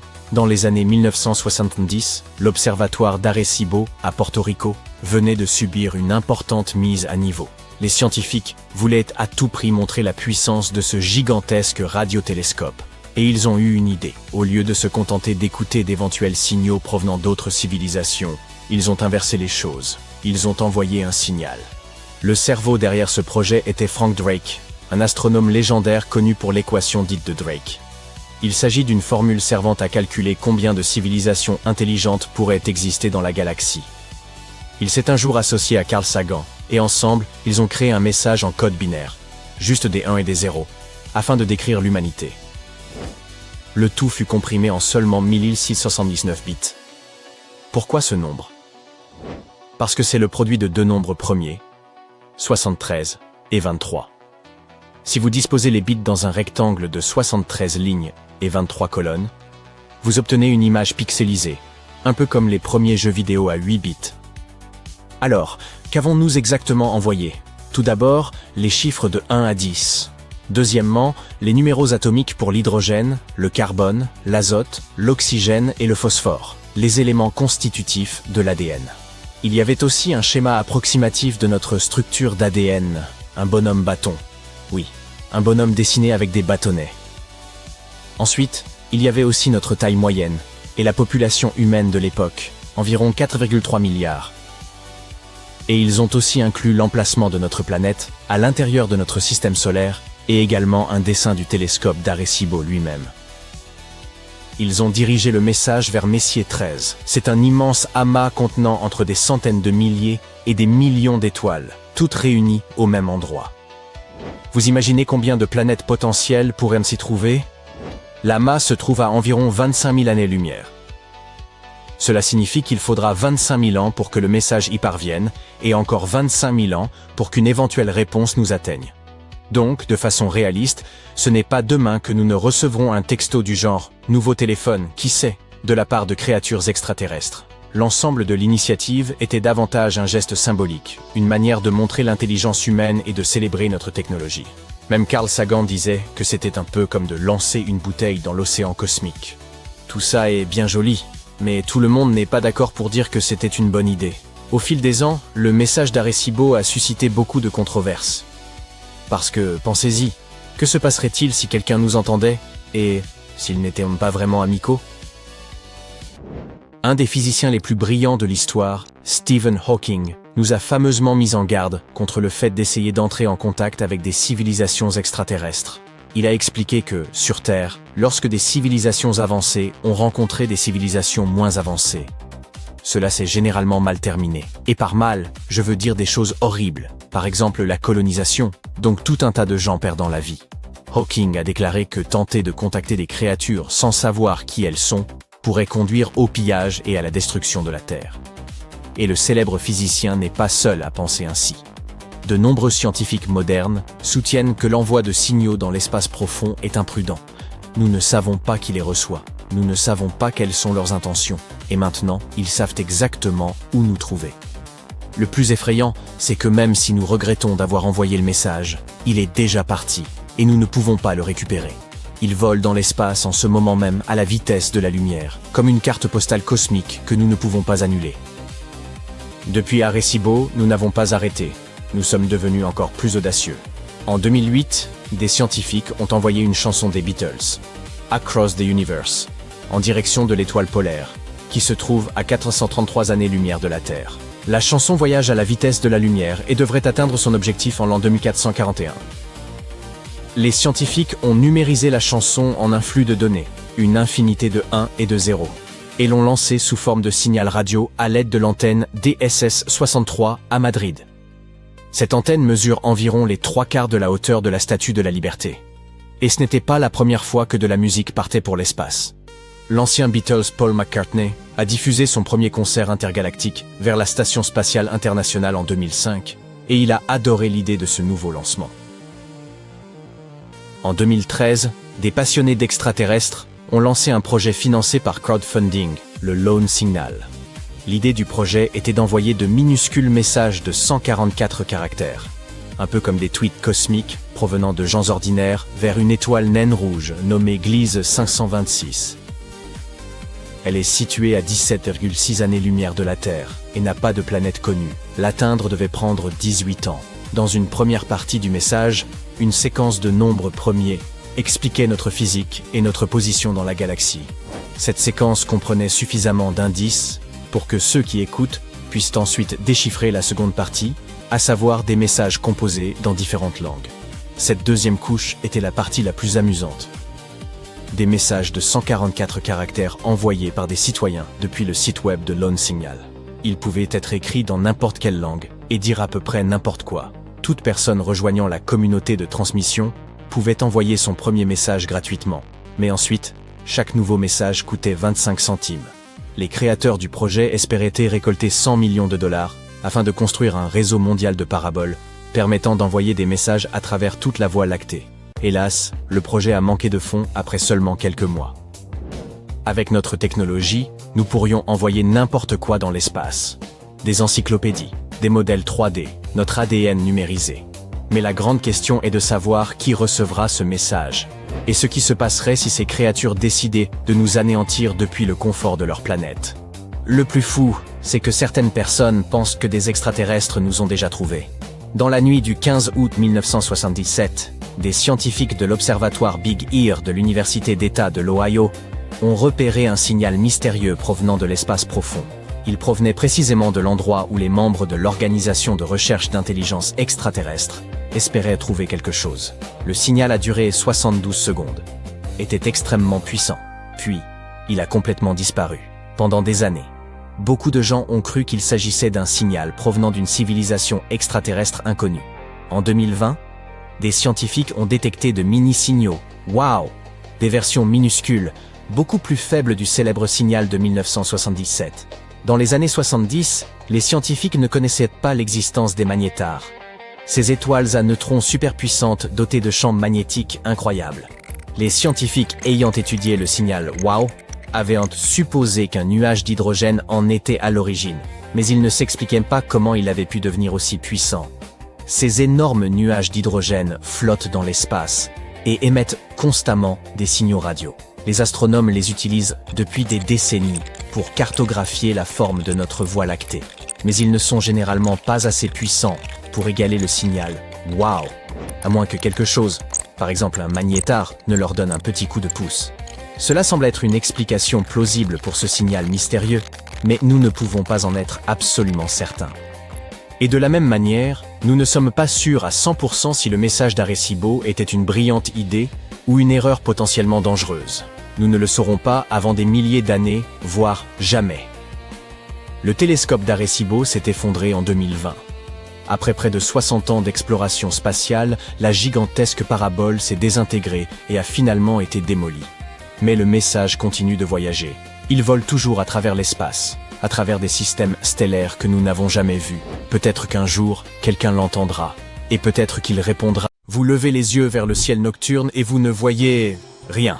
Bon, d'accord, pas exactement rien. Vous voyez des étoiles, mais pas suffisamment. Si l'univers est rempli d'étoiles à l'infini dans toutes les directions, pourquoi le ciel ne rayonne-t-il donc pas de lumière? Voilà l'une des nombreuses énigmes cosmiques qui attendent encore une réponse. Pourquoi les trous noirs effacent-ils les informations? Pourquoi l'univers ne parvient-il pas à se décider sur la vitesse à laquelle il s'étend? Oui, ces paradoxes enfreignent tellement les règles qu'on pourrait dire qu'ils débordent totalement la réalité. L'univers est infini, n'est-ce pas? Des étoiles et encore plus d'étoiles sans fin. Mais alors, si c'est le cas, comment se fait-il que le ciel nocturne ne soit pas illuminé comme Times Square lors du réveillon du Nouvel An? Cette question se trouve au cœur du paradoxe d'Olbers, nommé d'après l'astronome du 19e siècle, Heinrich Olbers. Il n'a pas été le premier à remarquer le problème, mais il l'a rendu célèbre en posant cette question fondamentale. S'il y a des étoiles dans toutes les directions, le ciel entier ne devrait-il pas être lumineux? Vous vous dites peut-être, elles sont simplement trop loin. Mais dans un univers infini, on devrait tomber sur une étoile dans chaque direction où l'on regarde. Et toute leur lumière devrait s'additionner. Alors pourquoi fait-il noir? La réponse, c'est peut-être que l'univers n'est pas infini dans le temps. Il a eu un commencement, le Big Bang. Cela signifie que la lumière des étoiles les plus lointaines n'a pas encore eu le temps de nous atteindre. Et la lumière qui a voyagé pendant des milliards d'années, elle a été tellement étirée par l'expansion du cosmos qu'elle est désormais invisible à nos yeux. Et donc, ce ciel d'un noir absolu, il n'est pas vide. Il se pourrait qu'il soit rempli de lumière. Mais nous ne pouvons tout simplement pas la voir. Peut-être est-ce un indice. Un signe que l'univers a eu un commencement. Une histoire que nous n'avons pas encore découverte. Bien, donc l'espace est plus sombre qu'il ne devrait l'être. Mais vous savez ce qui est encore plus étrange? Il est aussi beaucoup trop silencieux. Vous vous posez probablement la question depuis que vous êtes petit. L'univers est immense. Il y a des milliards d'étoiles avec des planètes en orbite tout autour. Et un certain nombre de ces planètes devraient ressembler un peu à la Terre. Ce qui signifie des extraterrestres, non? Alors, où sont-ils? Ça, c'est ce qu'on appelle le paradoxe de Fermi. Dans les années 1950, le physicien Enrico Fermi s'est posé la même question. Il n'y a aucun signal provenant de l'espace. Pas de faisceau laser. Pas de message codé étrange. Rien. Et ce n'est pas comme si nous n'avions pas essayé de dire bonjour. En 1974, des scientifiques ont utilisé le gigantesque radiotélescope d'Arecibo pour envoyer un message codé en binaire dans l'espace. Il était constitué d'éléments tels que la structure de notre ADN, d'un bonhomme allumette représentant un humain, et même de la localisation de la Terre dans le système solaire. Et puisque le son ne peut pas voyager dans l'espace, ce que nous avons réellement envoyé, ce sont des ondes radio se déplaçant à la vitesse de la lumière. Le message se dirige vers un amas d'étoiles situé à 25 000 années-lumière. Donc, même si des petits hommes verts le captent dès son arrivée, nous ne pourrons recevoir de réponse avant 50 000 ans. C'est assez loin dans le futur. Mais attendez, si nous envoyons des signaux comme celui-ci, n'est-il pas possible que quelqu'un d'autre en ait fait de même, il y a disons 150 000 ans ou 500 000 ans? Quelque chose n'aurait-il pas dû nous atteindre depuis longtemps? Une vidéo TikTok extraterrestre? La réponse, c'est que nous sommes peut-être la première civilisation technologiquement avancée. Peut-être aussi que les civilisations intelligentes disparaissent en même temps que leurs étoiles. Ou peut-être ne sont-elles pas aussi amicales que nous, et qu'elles nous évitent pour une raison. Et voici pour les plus aventureux, peut-être qu'ils sont bien là, quelque part, mais que nous n'écoutons tout simplement pas de la bonne manière, parce que nous ne sommes pas suffisamment avancés. Et si les civilisations extraterrestres communiquaient en utilisant quelque chose de complètement différent de ce que nous connaissons, comme l'intrication quantique ou une technologie exotique que nous n'avons même pas encore imaginée, peut-être même qu'elles existent sous une forme que nous ne pouvons même pas comprendre. À présent, passons du silence de l'espace à sa caractéristique la plus terrifiante, les trous noirs. Vous en avez probablement un peu entendu parler. Les trous noirs sont des régions de l'espace où la gravité est si intense que même la lumière ne peut s'en échapper. Mais voici une théorie intéressante. Ces objets pourraient enfreindre l'une des règles les plus sacrées de la physique telle que nous la pratiquons. On appelle cette théorie le paradoxe de l'information, et je dois dire que ça m'a vraiment donné mal à la tête. En physique quantique, il y a une règle. L'information ne peut pas disparaître. Je ne parle pas des secrets d'un journal intime, mais des données décrivant la position, le spin et le mouvement de chaque particule, toute leur essence, pour ainsi dire. Si vous détruisez quelque chose, par exemple si vous réduisez un livre en cendres, ses atomes et son énergie seront toujours présents. Et en théorie, et j'insiste bien sur le mot théorie, si vous disposiez d'outils ultra avancés, vous pourriez encore déduire ce qui était écrit dans ce livre en fonction des particules et de l'énergie qui demeure. Mais lorsqu'un objet tombe dans un trou noir, une étoile, un vaisseau spatial, une pizza géante, peu importe, il disparaît derrière l'horizon des événements. Et puis, avec le temps, le trou noir lui-même s'évapore lentement, en libérant de petites quantités d'énergie qu'on appelle le rayonnement de Hawking. Voici le problème. Le rayonnement de Hawking s'échappe sous la forme d'une friture indéterminée, sans donner de signe évident de ce que le trou noir a bien pu avaler. Et si le trou noir disparaît complètement, et que cette information ne ressort jamais, c'est comme si l'univers avait simplement supprimé le fichier, sans le sauvegarder. Cela enfreint la règle selon laquelle l'information ne peut pas disparaître. Certains scientifiques pensent que l'information pourrait être cachée dans le rayonnement mais brouillée d'une manière que nous ne comprenons pas encore. D'autres pensent qu'elle s'imprime à la surface du trou noir. Et certains disent que nous avons peut-être fondamentalement mal compris le fonctionnement de l'univers.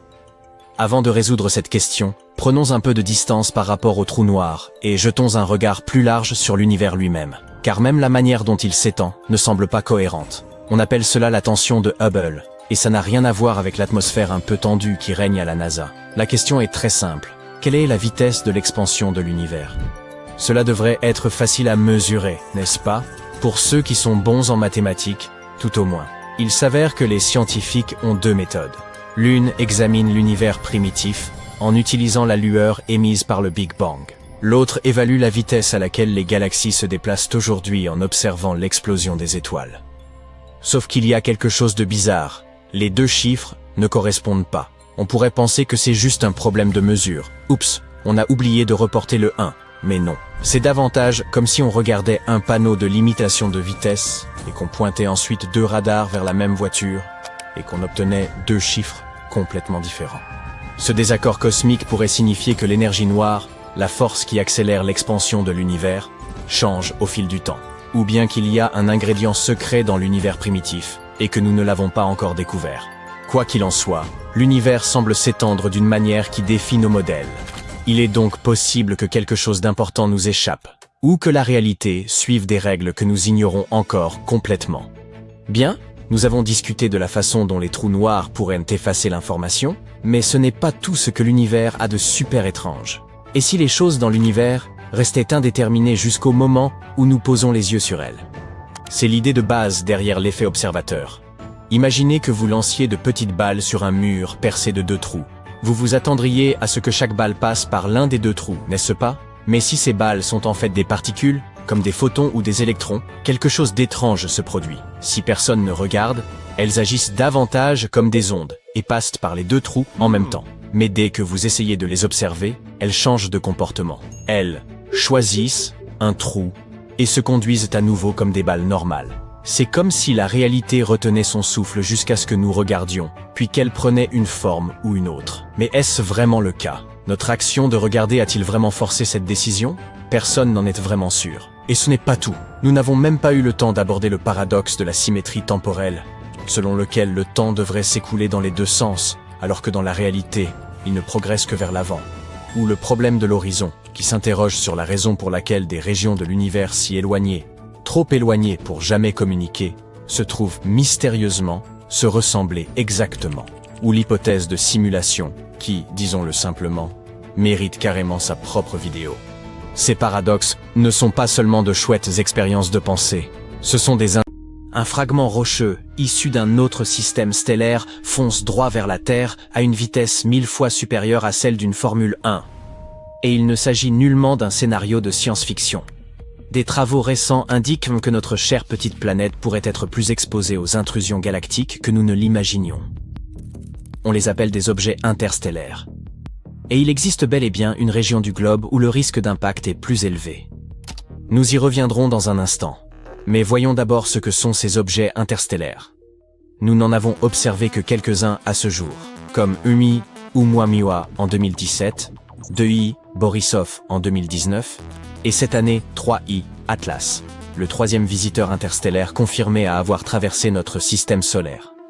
Des objets interstellaires tels que 3I, Atlas et Oumuamua ne sont liés gravitationnellement ni au Soleil ni à aucune étoile de notre système. C'est pourquoi ils se déplacent très vite et dérivent librement dans la galaxie jusqu'à croiser, par hasard, notre trajectoire. Mais que se passerait-il si l'un d'eux faisait plus que passer et venait réellement nous frapper? Des chercheurs ont mené de vastes simulations informatiques avec des milliards d'objets interstellaires fictifs en mouvement, puis ont isolé ceux susceptibles de toucher la Terre. Il en est ressorti que ces impacts ne se produiraient pas au hasard. Les zones de basse latitude proches de l'équateur sont davantage exposées. Les régions juste au-dessus ou au-dessous des tropiques présentent le risque le plus élevé. Et avant de soupirer de soulagement si vous n'y vivez pas, il faut aussi noter un surcroît de risque pour l'hémisphère nord, où réside près de 90% de la population humaine. Ce phénomène suivrait donc un schéma plutôt qu'une loterie aléatoire, car les objets interstellaires ne sont pas des corps classiques, orbitant comme les astéroïdes ou les comètes liées au Soleil. Ils arrivent sur des trajectoires hyperboliques, c'est-à-dire qu'ils ne sont pas captifs et ne font que passer. La direction d'arrivée, la vitesse et le mouvement relatif jouent donc tous un rôle. Les simulations montrent qu'un grand nombre de ces objets provient à peu près de la direction de déplacement du Soleil dans notre galaxie, l'apex solaire, ou longeant le disque principal de la Voie lactée, appelé plan galactique. Il semble que le risque d'impact varie aussi selon les saisons. Les impacts potentiels les plus rapides tendent à se produire au printemps, lorsque la Terre se déplace vers l'apex solaire. Mais, dans l'ensemble, même des impacts plus modérés et plus lents sont légèrement plus probables en hiver, lorsque la Terre est tournée à l'opposé de ce mouvement. Cela ne signifie pas que vous devez paniquer. Ces événements restent extrêmement rares, mais cela bouleverse ce que nous imaginions. Le visiteur venu des étoiles ne relève plus du fantasme. C'est un risque réel, et il est cartographié. Et ce n'est pas qu'une théorie. La Terre est déjà régulièrement frappée par des objets issus de notre propre système solaire. Roches spatiales, comètes, astéroïdes. Ils croisent notre orbite. C'est pourquoi les chercheurs surveillent les objets proches de la Terre, les astéroïdes et les comètes qui s'approchent à moins de 48 millions de kilomètres de l'orbite terrestre, reçoivent cette appellation et figurent sur la liste des NEO. Pour les repérer, les chercheurs s'appuient sur tout un réseau de télescopes installés en montagne, dans les déserts et même dans l'espace. Le Pan-STARRS de la NASA à Hawaï balaie le ciel chaque nuit comme un immense radar, prend cliché après cliché et les compare. Si quelque chose se déplace légèrement entre deux images, il s'agit d'un astéroïde potentiel. Le Catalina Sky Survey, en Arizona, procède de la même façon et a découvert plus de la moitié des astéroïdes proches de la Terre que nous connaissons aujourd'hui.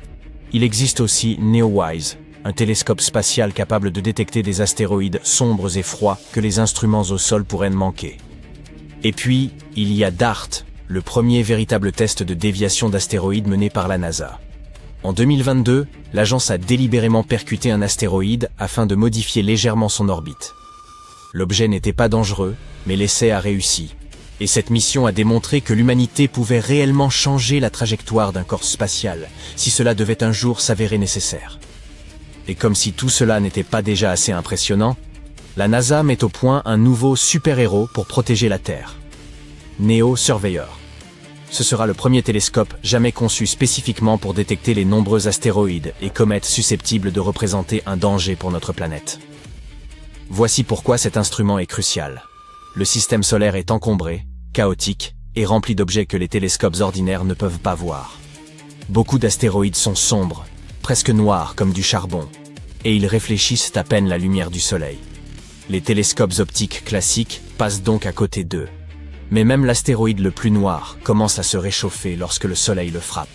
Et tout ce qui est chaud émet dans l'infrarouge. C'est là que NEO Surveyor entre en jeu. Ces détecteurs infrarouges ultra sensibles se moquent de la noirceur d'un astéroïde.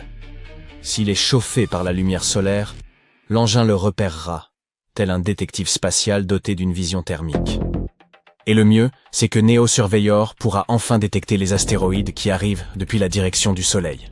Les télescopes au sol ne peuvent pas le fixer sans risquer d'endommager leurs capteurs, si bien que tout objet en sa provenance s'approche en quelque sorte de la Terre sous un camouflage cosmique. NEO Surveyor y remédie. Il repérera aussi les objets discrets qui circulent devant la Terre ou derrière nous sur notre orbite, ceux qui sont noyés dans la lumière solaire et passent entre les mailles du filet. Ce sont de vraies menaces, et même les grands télescopes terrestres les manquent souvent. Mais lorsqu'ils ne manquent pas un nouvel objet, ils le suivent pendant des jours ou des semaines afin d'en déterminer l'orbite, c'est-à-dire sa trajectoire autour du Soleil. Ils doivent savoir s'il va croiser l'orbite terrestre, s'il va s'en approcher, et, le cas échéant, à quelle distance. S'il ne semble dangereux, il doit être inscrit sur la Sentry Risk Table, qui constitue la liste de surveillance cosmique de la Terre. Ainsi, des objets pénètrent constamment dans notre atmosphère. De minuscules météoroïdes, comme des miettes cosmiques, se consument et nous offrent des étoiles filantes. Parfois, une roche un peu plus grande se fait remarquer et produit une brillante boule de feu. Cela s'est produit au-dessus du nord de la France il y a quelques années. Des astronomes ont repéré un petit astéroïde quelques heures avant son arrivée. Et au sol, les gens ont eu droit à un feu d'artifice offert par l'espace. Mais de temps à autre, arrive une roche qui n'est pas tout à fait assez grande pour survivre à la traversée, tout en étant suffisamment massive pour libérer une quantité d'énergie terrifiante lorsqu'elle se disloque. Le météore de Tcheliabinsk en est un exemple. Le 15 février 2013, les habitants commençaient à peine leur journée lorsque le ciel s'est soudainement embrasé. En explosant à environ 22 000 mètres d'altitude, il a dégagé une énergie équivalente à 440 000 tonnes de TNT. Puis, un météore, à peine de la taille d'une maison, a pénétré l'atmosphère terrestre à 18 km par seconde. Et, l'espace d'un instant, on aurait cru voir un film de science-fiction prendre vie.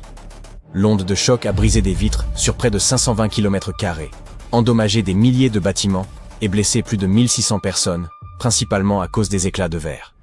Et comme il venait de la direction du Soleil, aucun télescope ne l'a vu arriver.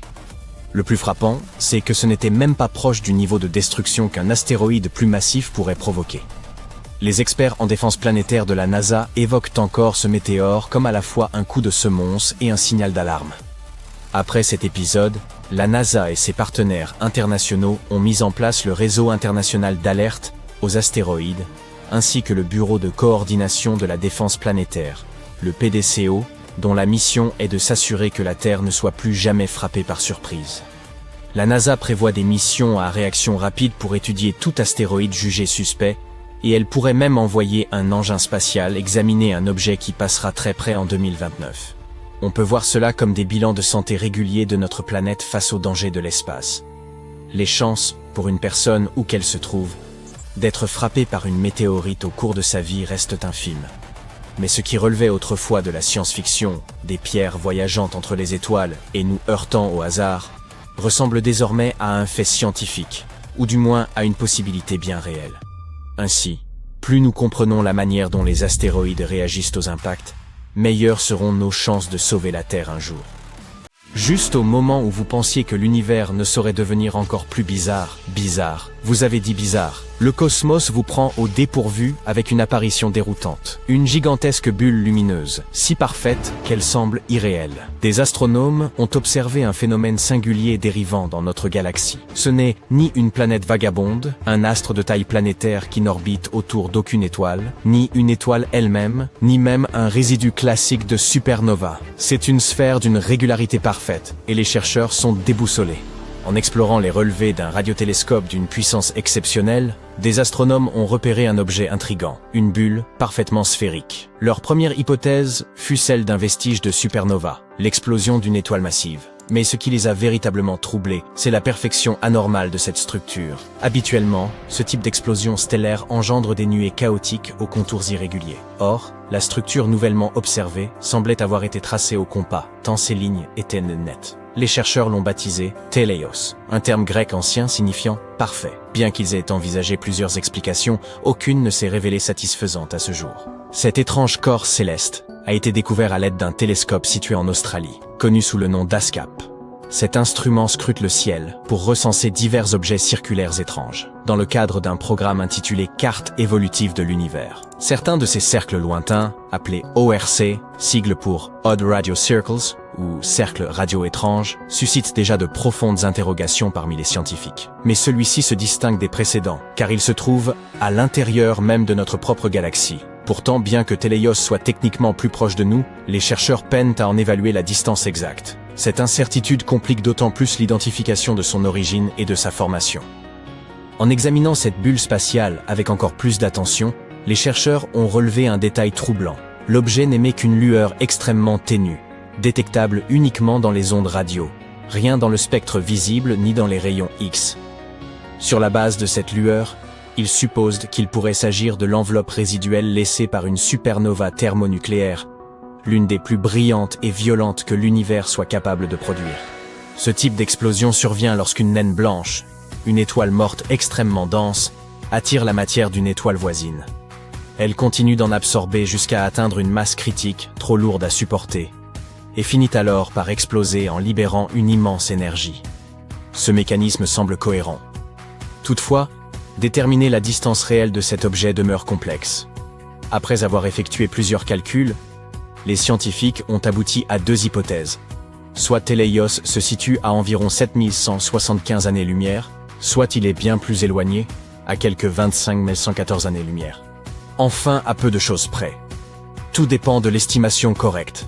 Si Teleios est relativement proche, il mesurerait environ 46 années-lumière de diamètre, ce qui en ferait un reste de supernova assez jeune, sans doute âgé de moins de 3000 ans. Mais s'il est situé à la plus grande distance, il atteindrait un diamètre impressionnant de 157 années-lumière et pourrait alors avoir plus de 10 000 ans. Alors, quelle est la bonne réponse? C'est précisément là que les difficultés commencent. Les chercheurs disposent de modèles décrivant le comportement attendu des restes de supernova. L'un des indicateurs essentiels est l'émission de rayons X. Or, comme vous vous en souvenez peut-être, Teleios n'en émet aucun. Pas la moindre trace de rayonnement X n'a été détectée. C'est là tout le mystère. Comment un objet censé produire ce type de rayonnement peut-il rester entièrement silencieux? Rien ne semble cohérent, et les scientifiques restent désemparés. Une autre piste étudiée par les scientifiques est que Teleios ne serait pas du tout un reste ordinaire de supernova. Il pourrait plutôt provenir d'un type d'explosion plus rare, appelé supernova de type IAX, et celle-ci défie vraiment toutes les attentes. Dans une supernova thermonucléaire classique, l'étoile naine blanche est pulvérisée. Mais dans le cas d'une supernova IAX, elle n'est pas complètement détruite. Elle survit partiellement, devenant une étoile zombie, blessée mais toujours présente. Ce scénario expliquerait en réalité bien des aspects de l'apparence et de la lueur de Teleios. Cependant, dans cette hypothèse, l'objet devrait être bien plus proche de nous, à environ 3262 années-lumière. Il serait alors aussi beaucoup plus petit, ne mesurant qu'environ 11 années-lumière de diamètre. Ce qui rend cette idée particulièrement intrigante, c'est qu'une étoile bien réelle, située à cette distance, pourrait être la fameuse étoile zombie. Mace, et c'est un mais de taille, les autres mesures de distance contredisent toute cette possibilité. Cette hypothèse semble donc être une impasse. Autre étrangeté, la forme presque parfaitement sphérique de Teleios. Cela n'a rien d'habituel. Les explosions de supernova sont généralement désordonnées et asymétriques. L'onde de choc traverse des nuages de gaz ou de poussière, et certaines parties se propagent plus vite que d'autres. À la longue, la structure qui en résulte devient irrégulière, voire déformée ou fragmentée. Mais ici, l'objet semble parfaitement sphérique, tel un ballon. Un tel cas est rarissime. La seule explication plausible serait qu'il ait explosé dans une région exceptionnellement vide du cosmos, lui permettant de s'étendre uniformément dans toutes les directions. Ce n'est pas impossible, simplement très improbable. Dès lors, compte tenu de sa forme singulière, Peut-on envisager que Teleios soit un objet artificiel? Pourrait-il s'agir d'une sphère de Dyson? Ce concept théorique décrit une mégastructure entourant une étoile afin de capter l'intégralité de son énergie. À l'origine, cette idée servait à imaginer une méthode pour détecter une civilisation extraterrestre, en repérant leur consommation énergétique plutôt qu'en attendant une communication directe. Voyez-vous, ici sur Terre, nous ne recevons qu'une très petite partie de l'énergie solaire. Pourtant, 386 milliards de mégawatts rayonnent dans toutes les directions dans l'espace. Pour ne pas gaspiller cette énorme énergie, une civilisation pourrait construire une sphère de Dyson, ou plutôt un essaim de Dyson, une quantité de panneaux solaires en orbite autour de l'étoile. Cela leur permettrait d'utiliser cette énergie pour leur planète, leur technologie, leur système d'IA, et peut-être même pour voyager dans l'espace. Pour comprendre à quel point une espèce capable de construire une sphère de Dyson doit être avancée, les scientifiques utilisent l'échelle de Kardashev. Elle classe les civilisations selon leur usage d'énergie. Le type A utilise toute l'énergie disponible sur sa planète. Spoiler, ce n'est même pas notre cas. Le type 2 exploite toute l'énergie de son étoile. C'est le niveau d'une sphère de Dyson. Le type 3 peut utiliser l'énergie d'une galaxie entière. Imaginez des sphères de Dyson autour de chaque étoile, voire l'énergie des trous noirs. Notre civilisation terrestre est actuellement autour du type 0,70449. Cela veut dire que nous n'avons pas encore utilisé toute l'énergie disponible sur Terre, y compris fossile, renouvelable et nucléaire. Nous faisons encore nos premiers pas dans cette échelle cosmique. Le problème majeur avec la théorie selon laquelle notre objet à la forme parfaite serait une sphère de Dyson, c'est que ce type de technologie ultra avancée émettrait de la chaleur. Autrement dit, il y aurait un rayonnement thermique dans l'infrarouge, rendant l'objet anormalement brillant dans cette gamme. Ce phénomène pourrait indiquer qu'un objet artificiel capte l'énergie d'une étoile pour la réémettre sous forme de chaleur. Or, aucune signature thermique de ce type n'a été détectée lors des observations de Teleios. Alors, avons-nous la réponse définitive? Pas encore. Les chercheurs ont passé en revue tous les indices, la luminosité, la taille apparente, la distance probable, et aucune hypothèse ne s'avère totalement satisfaisante. Chaque théorie présente ses limites, notamment l'absence d'émission de rayons X, qui devrait pourtant être observée selon les modèles habituels.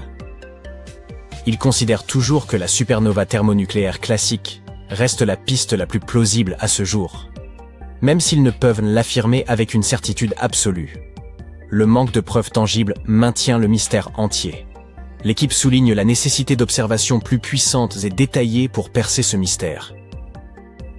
Mais quoi qu'il en soit, si Teleios existe, qu'est-ce qui pourrait bien encore se cacher dans l'univers, prêt à bouleverser nos certitudes?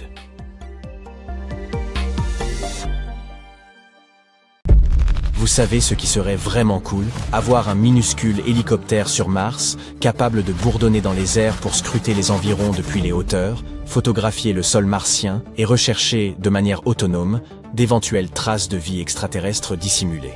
Un jour, au sein de la NASA, une idée si audacieuse a réellement été formulée. Puis, ils ont concrétisé ce projet. Voici Genie, l'une des avancées scientifiques les plus remarquables depuis les débuts de l'exploration spatiale.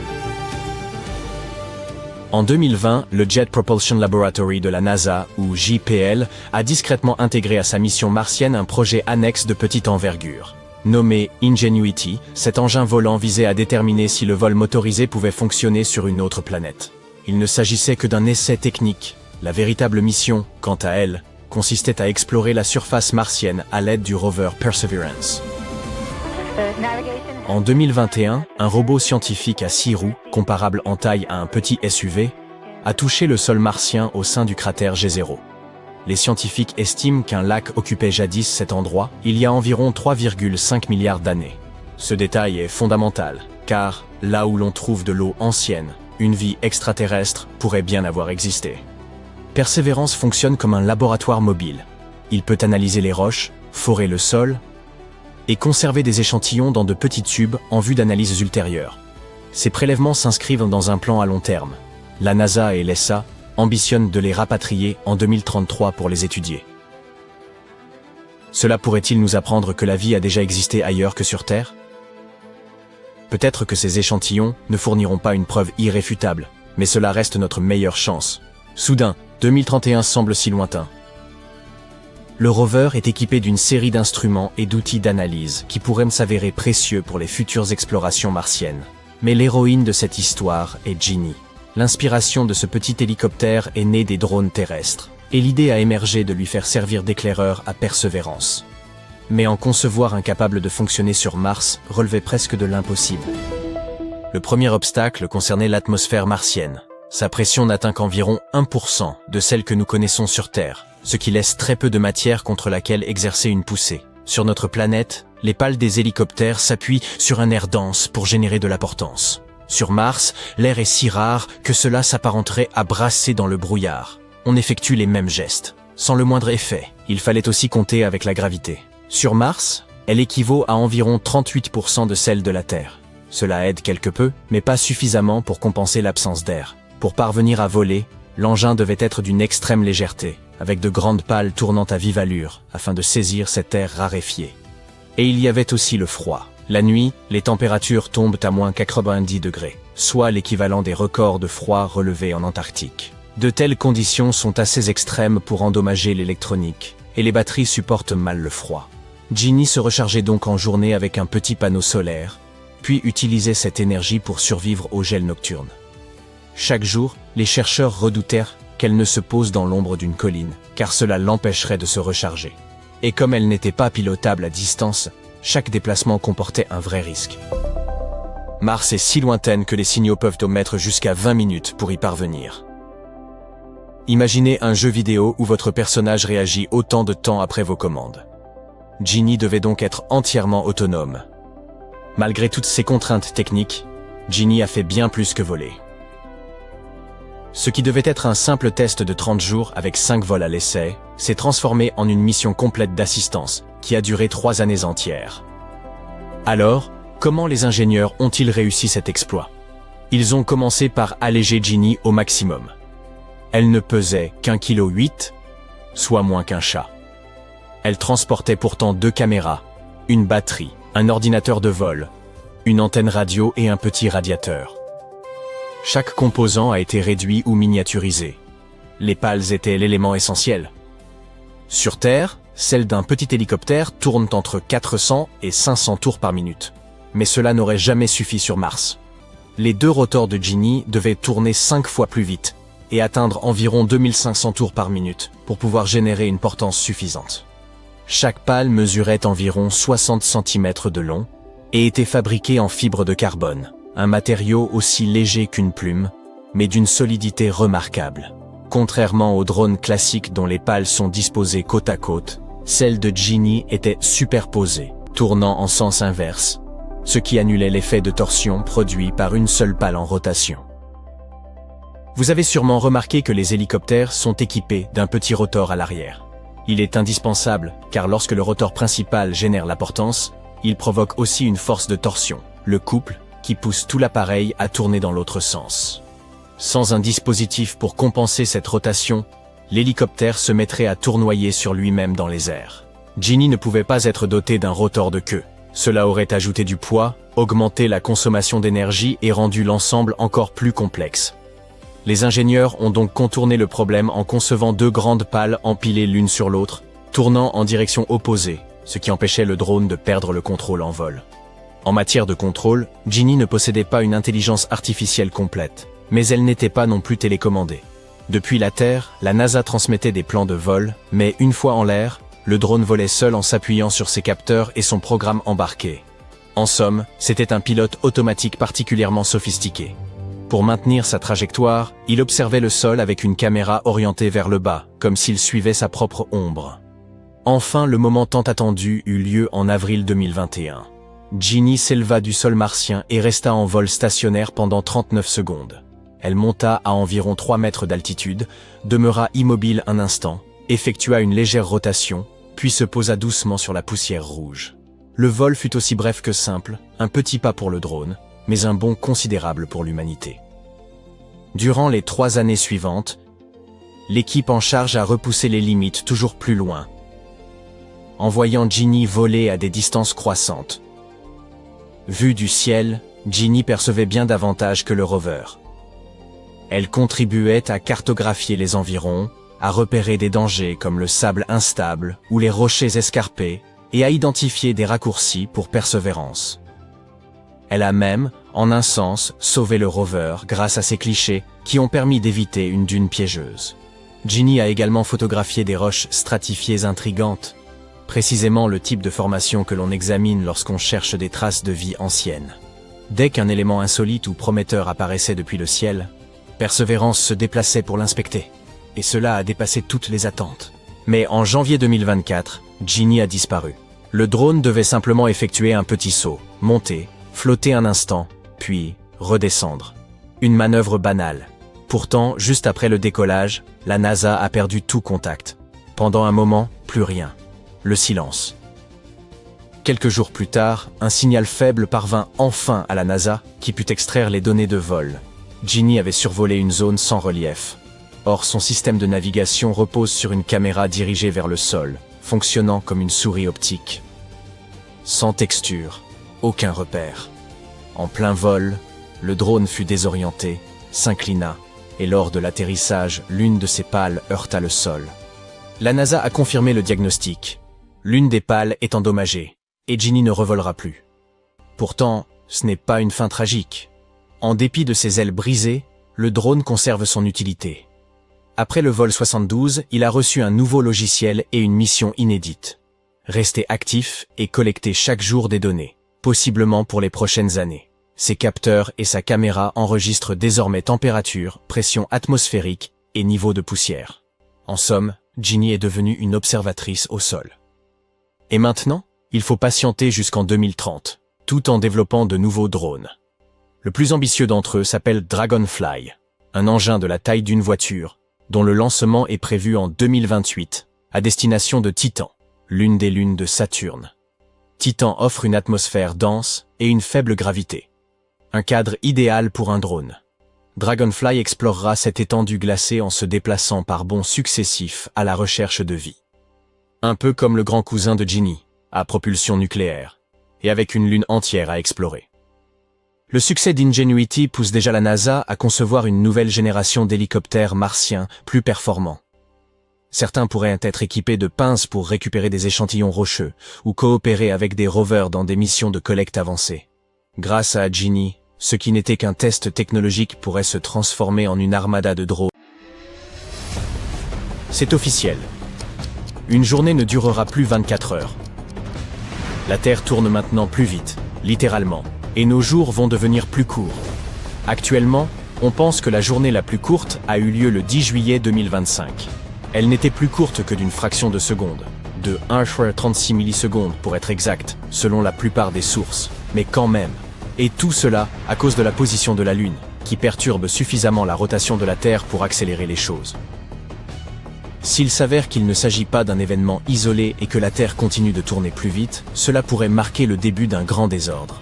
Tous nos systèmes temporels, comme le GPS, l'Internet, les horloges atomiques, et même la façon dont les pays comptent le temps, reposent sur le fait qu'une journée dure 24 heures. Mais si la planète accélère, ces systèmes pourraient totalement perdre les pédales.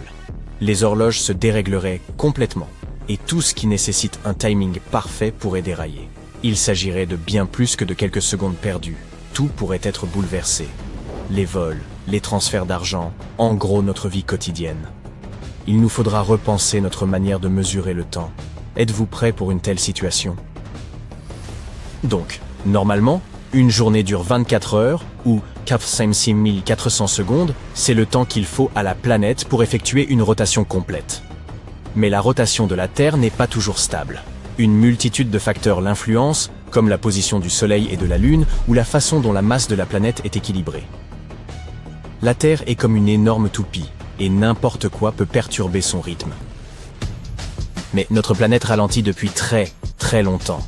Car selon les scientifiques, il y a environ 1 à 2 milliards d'années, une journée ne durait que 19 heures. Non pas parce que la Terre était paresseuse ou quoi que ce soit, non, c'était la faute de la Lune. Elle était bien plus proche de nous à cette époque.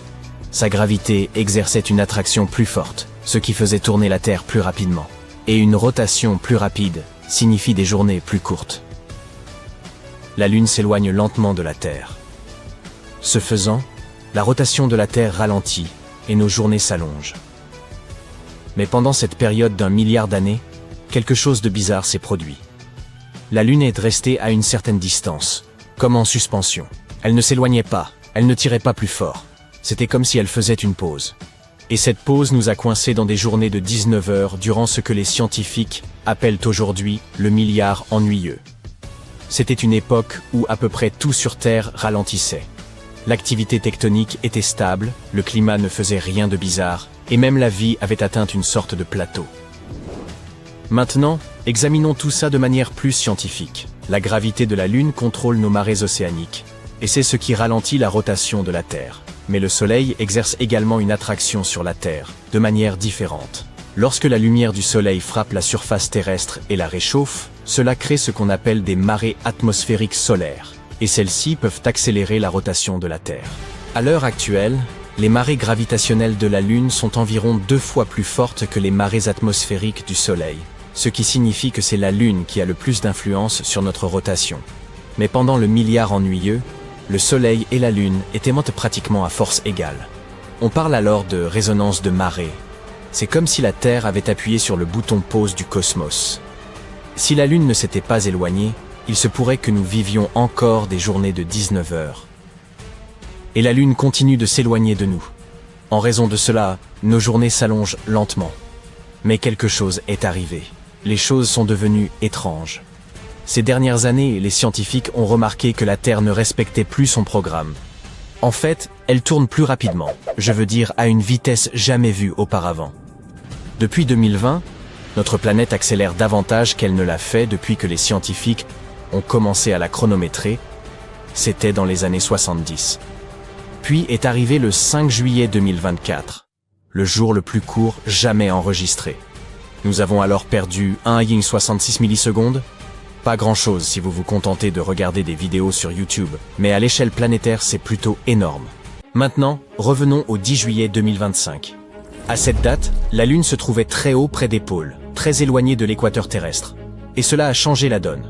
Lorsque la Lune se trouve plus proche des pôles, elle perturbe la rotation de la Terre et raccourcit légèrement nos journées. Ce type de changement n'est pas inhabituel. La rotation de la Terre a toujours connu des hauts et des bas.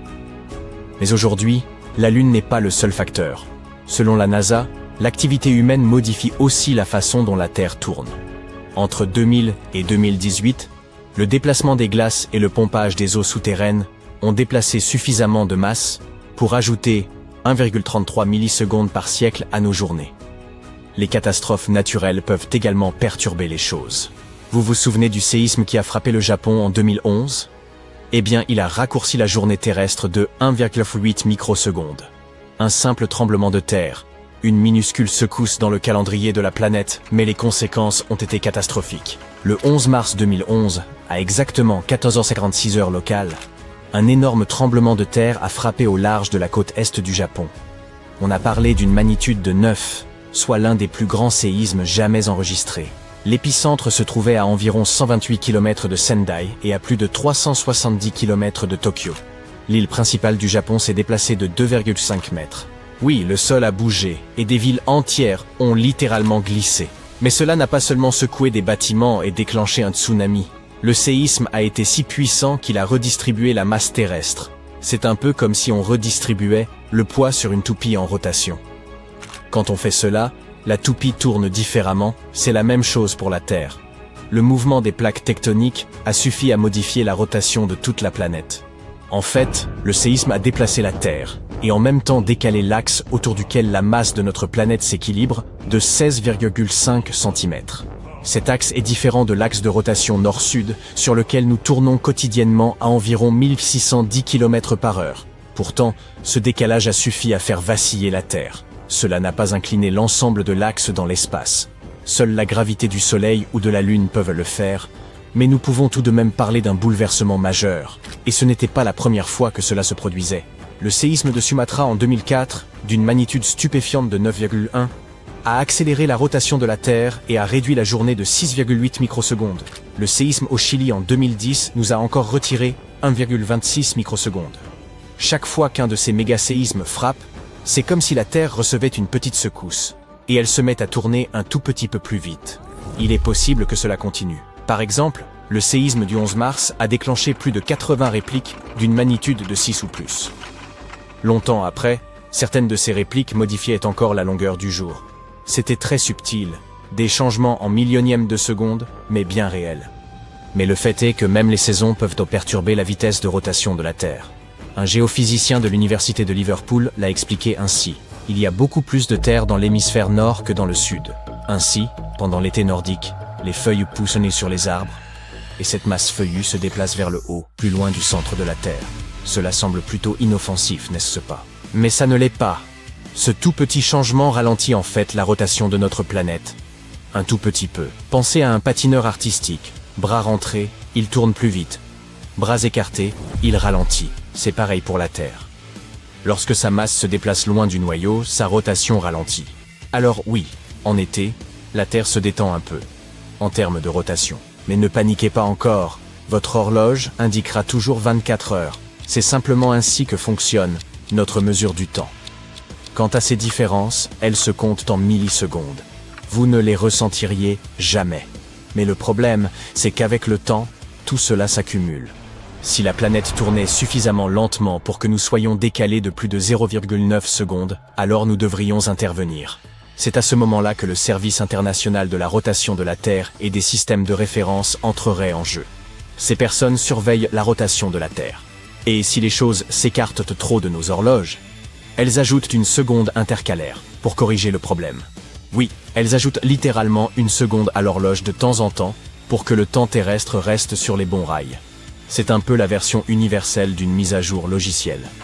Dans tous les cas, avec la Lune qui s'éloigne lentement et la Terre qui se calme, le fait que notre planète accélère soudainement, même juste un peu, étonne les experts comme les gens ordinaires. Cela nous rappelle que même quelque chose d'aussi fondamental qu'une journée n'est pas gravé dans la pierre. La planète bouge plus vite. Le temps s'écoule, littéralement. Quelque chose est en train de changer.